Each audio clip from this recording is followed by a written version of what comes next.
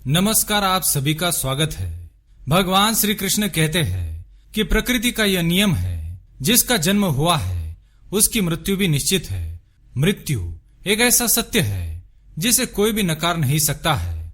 मृत्यु के आने पर मनुष्य को अपने शरीर का त्याग अवश्य ही करना पड़ता है। श्री कृष्ण कहते हैं कि आत्मा का इस संसार में कुछ भी अपना नहीं है। आत्मा अमर है, उसका कभी अंत नहीं होता है। वह अपने कर्मों के अनुसार बार बार जन्म लेती है। मनुष्य का शरीर भी उसका अपना नहीं है, वह उसे कुछ ही समय के लिए ईश्वर द्वारा प्राप्त हुआ है, जो एक न एक दिन पंच तत्वों में विलीन हो जाएगा।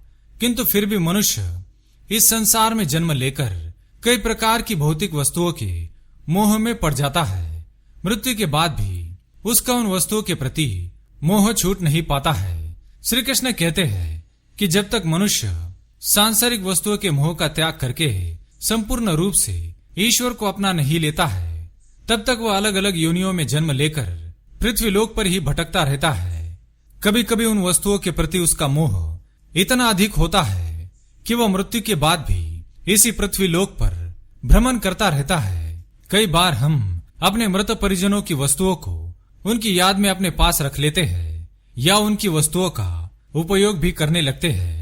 लेकिन गरुड़ पुराण के अनुसार हमें मृत व्यक्ति की कुछ वस्तुओं का उपयोग कभी नहीं करना चाहिए, क्योंकि इन वस्तुओं के साथ उस मृत व्यक्ति की ऊर्जा जुड़ी हुई होती है।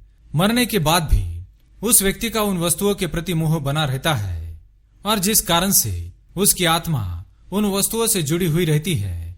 और यदि कोई व्यक्ति उन वस्तुओं का उपयोग करता है तो उसे कई परेशानियों का सामना करना पड़ता है। वह मृतात्मा उसे कई प्रकार से कष्ट देने लगती है। गरुड़ पुराण में मृत व्यक्ति की ऐसी 3 चीजों के बारे में बताया गया है, जिनका भूलकर भी हमें इस्तेमाल नहीं करना चाहिए, अन्यथा हमें भयंकर परेशानियों का सामना करना पड़ सकता है। जिस भी व्यक्ति की वह वस्तुएं होती है, उसे मोक्ष की प्राप्ति नहीं हो पाती है और वह पृथ्वीलोक पर ही भटकता रहता है। तो चलिए जान लेते हैं वह कौन सी वस्तुएं हैं जिनका उपयोग हमें नहीं करना चाहिए। पर उससे पहले अगर आपने चैनल को अभी तक सब्सक्राइब नहीं किया है तो इसे सब्सक्राइब जरूर करें, साथ ही वीडियो को लाइक करना ना भूलें। सबसे पहली चीज है मृत व्यक्ति के कपड़े। जी हाँ, गरुड़ पुराण के अनुसार किसी भी मनुष्य को मृत व्यक्ति के वस्त्रों का उपयोग कभी नहीं करना चाहिए। उन्हें भूलकर भी अपने शरीर पर धारण नहीं करना चाहिए। ऐसा करने पर उस मृत व्यक्ति की आत्मा उससे जुड़ जाती है और उस मृत व्यक्ति की यादें उसे सताने लगती है। जो भी मृत व्यक्ति के वस्त्रों का उपयोग करता है, उसे वह आत्मा मानसिक और शारीरिक रूप से कमजोर बना डालती है। इन वस्तुओं का उसके मन पर बहुत ही गहरा प्रभाव पड़ता है। उस व्यक्ति को बार बार अपने उस मृत परिजन की ऊर्जा का एहसास होने लगता है। वह मृत परिजन बार बार उसके सपने में आकर उसे दुख और यातनाएं देने लगता है। इसी कारण से गरुड़ पुराण में कहा गया है कि मृत व्यक्ति के वस्त्रों का उपयोग कभी नहीं करना चाहिए। आप इन्हें याद के तौर पर घर में संभाल कर रख सकते हैं, अथवा आप उनके वस्त्रों को नदी में प्रवाहित कर सकते हैं, लेकिन भूलकर भी मृत व्यक्ति के वस्त्रों को कभी पहनना नहीं चाहिए। दूसरी बात, मृत व्यक्ति के गहने। गरुड़ पुराण में कहा गया है कि किसी भी मनुष्य को अपने मृत परिजन अथवा किसी मृत स्त्री के गहनों का उपयोग कभी नहीं करना चाहिए।